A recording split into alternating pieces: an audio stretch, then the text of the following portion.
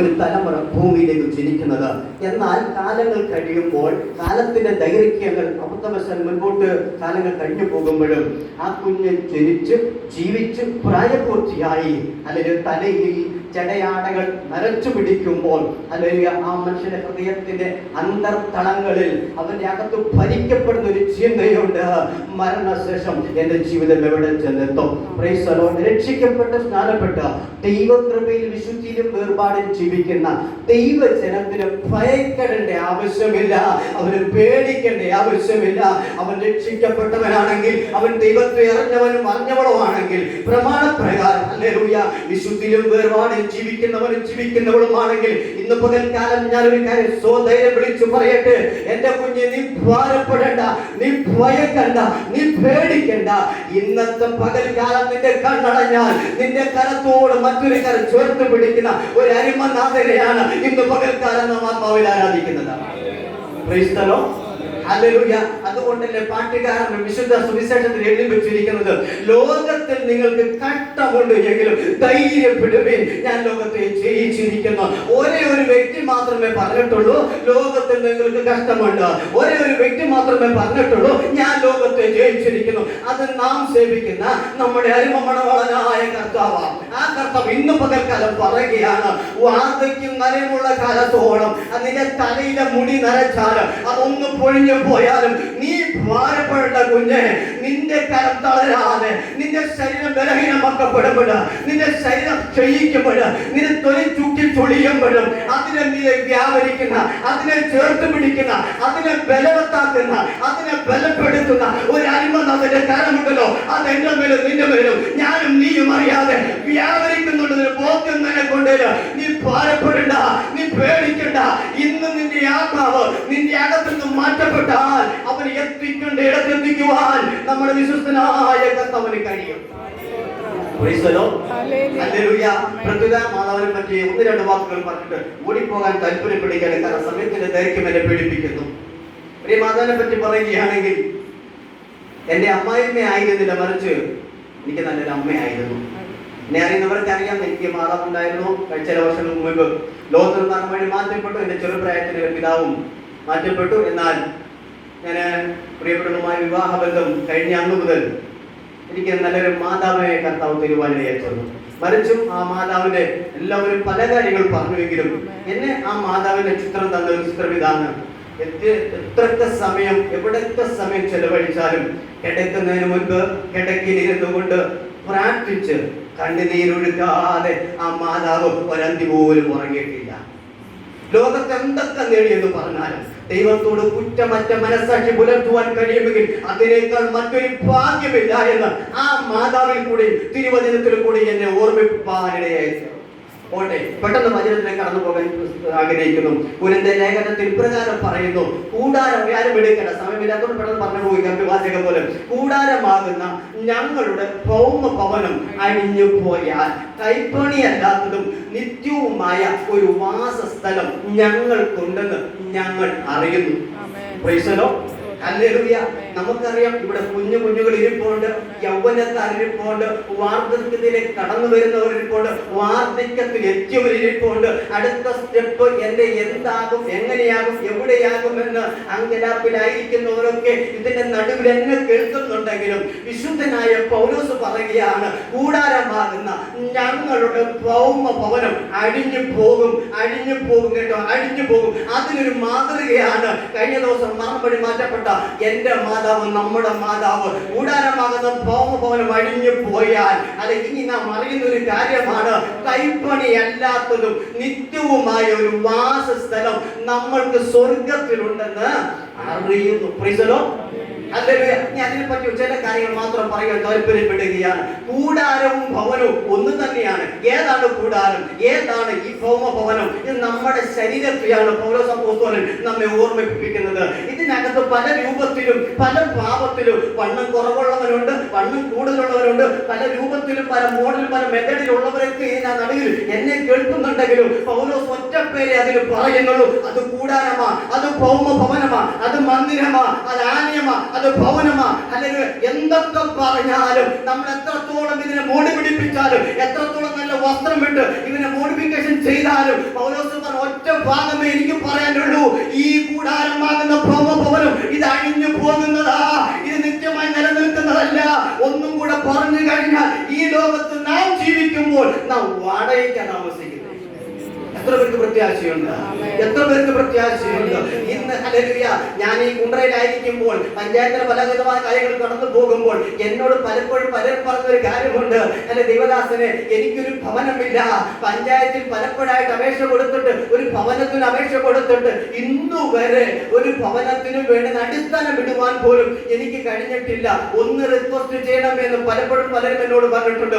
എന്നാൽ ഇന്ന് പകൽക്കാലം അതിനെ തിരിച്ച് ആത്മീയ പശ്ചാത്തലത്തിൽ കൊണ്ടുവന്നിട്ട് ഞാൻ പറയുകയാണ്, ഈ ഭൗമഭവനം ഹല്ലേലൂയ ഇത് നാം വാടകയ്ക്ക് ദൈവം തന്നിരിക്കുന്നത്. അല്ലെങ്കിൽ വാടകയുടെ കാലാവധി കഴിയുമ്പോൾ, താമസത്തിന്റെ കാലാവധി കഴിയുമ്പോൾ ഇതിനകത്ത് കിടക്കുന്ന താമസിക്കാൻ തന്നിരിക്കുന്ന ഒരാത്മാവുണ്ട്. ആ ആത്മാവിനെ പറ്റി പറഞ്ഞിരിക്കുന്നത് ഇങ്ങനെയാണ്, ഹല്ലേലൂയ, സത്യത്തിന്റെ ആത്മാവ് വരുമ്പോഴോ സകല സത്യത്തിലും അവൻ നിങ്ങളെ വഴി നടത്തും. ദൈവത്തിന്റെ ആത്മാവിൽ ക്രിസ്തീയ ജീവിതത്തിനകത്തളത്തിൽ ജീവിക്കുവാൻ ഇറങ്ങി ചൂട് വെച്ചിരിക്കുന്ന ഒരു ദൈവത്തെ സംബന്ധിച്ചിടത്തോളം ദൈവത്തിന്റെ ആത്മാവിന്റെ ബുദ്ധി ഉപദേശവും ദൈവത്തിന്റെ ആത്മാവിന്റെ ആലോചനയും ദൈവത്തിന്റെ ആത്മാവിന്റെ പരിജ്ഞാനവും പ്രാപിച്ചുകൊണ്ട് ദൈവത്തിന്റെ ആത്മാവിന്റെ ഗൈഡൻസിനൊത്തവണ്ണം ഈ വാടക വീട് വിട്ടൊഴിഞ്ഞിട്ട് മറ്റൊരു നിത്യഭവനത്തിലേക്ക് പോകുമെന്നാണ് കോരിന്ത്യൻ ലേഖനത്തിൽ പൗലോസ് അപ്പോസ്തലൻ ഒരു ഭയവും കൂടാതെ വിളിച്ചു പറഞ്ഞിരിക്കുന്നത്. ഹല്ലേലൂയ, വ്യക്തമായി പറഞ്ഞിരിക്കുന്നു. കൂടാരമാകുന്ന ഭൗമഭവനം അഴിഞ്ഞു പോകും, പോയേ പറ്റത്തുള്ളൂ. എത്ര മസിൽ പിടിച്ചാലും കോടികൾ ആസ്തിയുള്ളവനായാലും, എന്തിനേറെ പറയണം, അംബാനി ആയാലും കൊള്ളാം, അദാനി ആയാലും കൊള്ളാം, ദൈവം വിളിക്കുന്ന സമയത്ത് ഈ കൂടാരം വിട്ടുകൊടുത്തിട്ട് എവിടെ എത്തുവാൻ ദൈവം നിശ്ചയിച്ചോ അവിടെ എത്തുക തന്നെ ചെയ്യും. ദൈവം എത്തിക്കുക തന്നെ ചെയ്യും. ഹല്ലേലൂയ. അവിടെ ചിന്തിപ്പിച്ച ഭാഗം മറ്റൊന്നുമല്ല, കൂടാരമാകുന്ന ഭവനം അഴിഞ്ഞു പോയാൽ കൈപ്പണിയല്ലാത്തൊരു ഭവനം. എത്ര പേർക്ക് പ്രത്യാശയുണ്ട്? നാം ഈ കാണിച്ചു കൂട്ടുന്ന ഈ വേലകളും ഈ ജ്യേഷ്ഠകളും ഈ ആത്മീയ ആരാധനയും ഉപവാസവും പ്രാർത്ഥനയും ഹല്ലേലൂയ ഇതൊക്കെ നാം കാണിച്ചു കൂട്ട എന്തൊന്നിനു വേണ്ടിയിട്ടാണെന്ന് അറിയുമോ? എന്തൊന്നിനു വേണ്ടിയിട്ടാ? കൈപ്പണിയല്ലാത്തൊന്ന് പ്രാപിപ്പാൻ, കൈപ്പണിയല്ലാത്തിൽ എത്തിച്ചേരുവാൻ, കൈപ്പണിയല്ലാത്തൊരു നന്മ അനുഭവിക്കുവാൻ വേണ്ടിയിട്ടാ നാം ഇതൊക്കെ കാണിച്ചു കൂട്ടുന്നത്. ഇതിലേക്കായിട്ട് ദൈവം നമ്മെ വിളിച്ചു വന്നിരിച്ചിരിക്കുന്നത്. അങ്ങനെ പൗലോസ് അപ്പോസ്തലൻ പറയുകയാണ്, ഇത് അഴിഞ്ഞു പോകുമെങ്കിൽ അഴിയാത്ത ഒന്നിനെ നിന്റെ അകത്ത് തന്നിരിക്കുന്നത്. അതാണ് ദൈവത്തിന്റെ ആത്മാവ് എന്ന് പറയുന്നത്, അതാണ് ദൈവത്തിന്റെ ശ്വാസം എന്ന് പറയുന്നത്. ആ ശ്വാസത്തിനനുസരിച്ച് ദൈവം എടുക്കുമ്പോൾ പോകുവാനും ദൈവം തിരികെ കൊടുക്കുമ്പോൾ മറുത്തെടുക്കുവാനും കഴിയുന്ന ഒന്നല്ല. എന്നാൽ ദൈവം വിളിക്കുമ്പോൾ ദൈവത്തിന് വിളി കേട്ടിച്ച് ദൈവത്തിന് വിളിക്കൊത്തവണ്ണം കടന്നു പോകുന്ന ഒരാത്മാവ്, ജീവനുള്ള ആത്മാവിന് നമുക്ക് തന്നിട്ടുണ്ടെങ്കിൽ ആത്മാവിനനുസരിച്ച്, പരിശുദ്ധാത്മാവിനനുസരിച്ച്, ദൈവവചനത്തിനനുസരിച്ച് ജീവിക്കുവാൻ നാം കടപ്പെട്ടവരാ. നമുക്കറിയാം, ഈ ലോകത്ത് ഭവനമുള്ളവരുണ്ട്, ഇല്ലാത്തവരുമുണ്ട്. ഭവനമില്ലാത്തൊരു വാടകയ്ക്ക് താമസിക്കും. വാടക ചിട്ട് എഴുതി 3 വർഷത്തേക്കോ 5 വർഷത്തേക്കോ താമസിക്കും.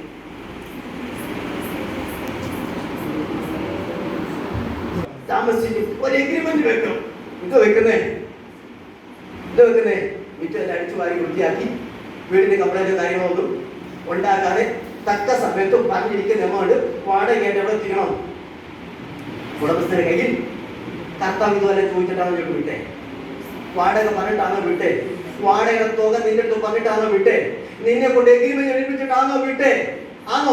അല്ല. സത്യം പറഞ്ഞാൽ നമ്മളൊക്കെ എത്രയോ സുന്ദരന്മാരും എത്രയോ സുന്ദരിമാരുമായിട്ടിരിക്കുന്ന നമ്മുടെയൊക്കെ കോമളത്വമുള്ള മുഖം കണ്ടാലുണ്ടല്ലോ, എങ്ങനെയാ സ്വർഗത്തിലെ ദൈവത്തിന് വാടക ചോദിക്കാൻ തോന്നുന്നത്?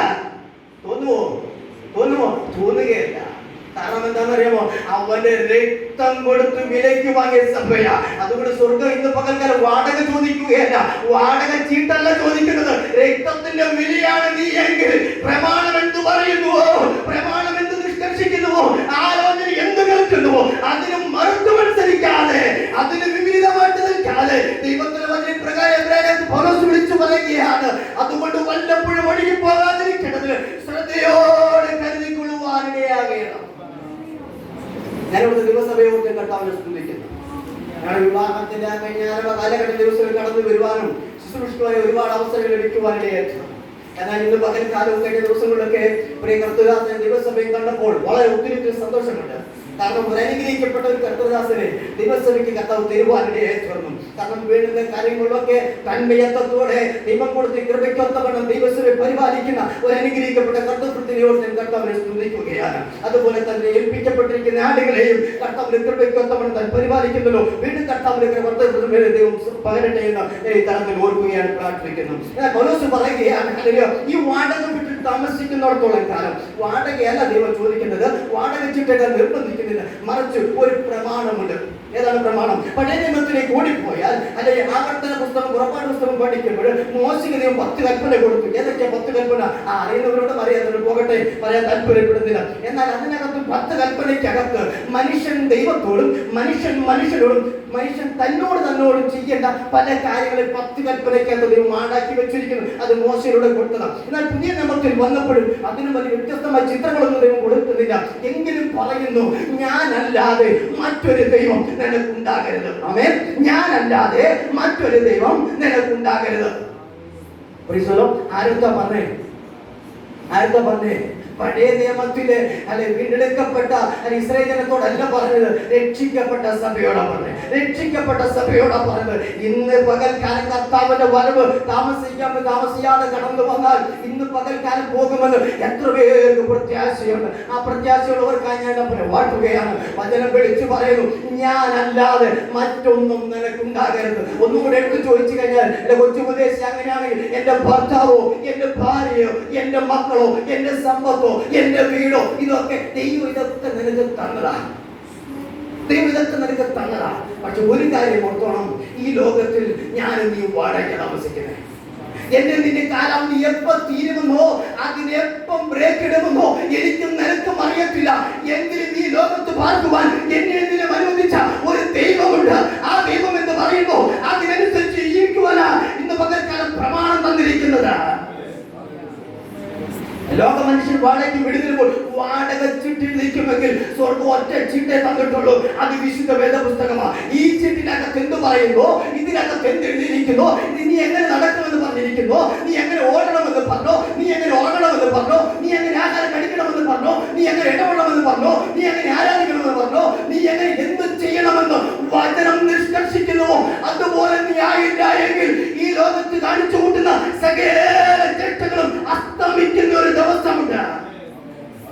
അതുകൊണ്ട് ഒരുതരം അവസാന വാക്യത്തിൽ പ്രകാരം എഴുതി വെച്ചു, അവൻ ശരീരത്തിൽ ഇരിക്കുമ്പോൾ ചെയ്യുന്നത് നല്ലതാകിലും തീയതാകിലും അതിന് തക്കവണ്ണം പ്രാപിക്കേണ്ടതിന് എല്ലാവരും ദൈവത്തിന്റെ ന്യായാസനത്തിന് മുൻപാകെ നിൽക്കേണ്ടി വരും.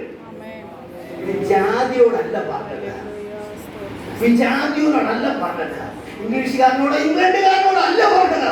പ്രമാണമനുഷ്ഠിക്കുന്ന രക്ഷിക്കപ്പെട്ട രക്തത്തിന്റെ വിലയായി ഏറ്റെടുക്കപ്പെട്ട ദൈവസഭയോടാ വന്നിരിക്കുന്നത്. ദൈവത്തിന്റെ പ്രമാണം എന്ന് പറയുന്നു, അത് അക്ഷരം പ്രതി അനുസരിക്കണം. ഒരിക്കൽ യാക്കോബ് പ്രകാരം പറഞ്ഞു, തന്റെ മകൻ നഷ്ടപ്പെട്ടു പോയപ്പോൾ, യോസഫ് നഷ്ടപ്പെട്ടു പോയപ്പോൾ തന്റെ യാക്കോബ് പ്രകാരം പറഞ്ഞു, ഞാൻ ഹല്ലേലൂയ എന്റെ നരയോടുകൂടെ ഞാൻ പാതാളത്തിലേക്ക് ഇറങ്ങി പോകേണ്ടി വരും.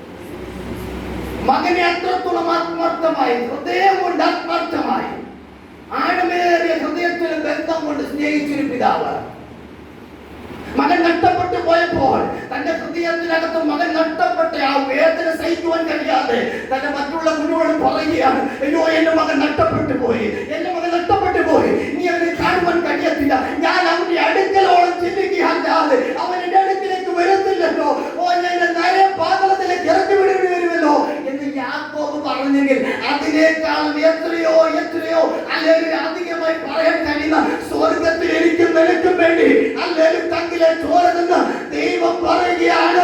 എന്റെ സഭയെ ഞാൻ നിന്നെ സ്നേഹിച്ചെങ്കിൽ, ഞാൻ നിന്നെ തൊട്ടോളം കൊണ്ടുവന്നെങ്കിൽ അത് വെറുതെയല്ല. അല്ലെങ്കിൽ ദൈവം പറയുന്നത് ഭവനമുണ്ട്, ഹല്ലേലൂയ, സ്ഥലമില്ലായെങ്കിൽ പറയുമായിരുന്നു, ഇടമില്ലായെങ്കിൽ പറയുമായിരുന്നു, വാസസ്ഥലമില്ലായെങ്കിൽ പറയുമായിരുന്നു.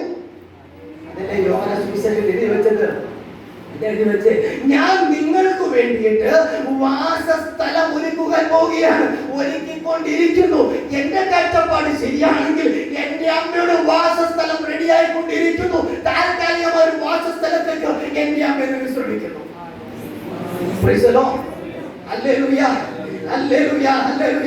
അങ്ങനെ ഇന്ന് പകൽക്കാലം എന്നിൽ കൂടെ ദൈവത്തിൽ കേൾക്കുന്ന ദൈവജനമേ, ഒരു കാര്യം പറഞ്ഞ് ഞാൻ നിർത്തട്ടെ.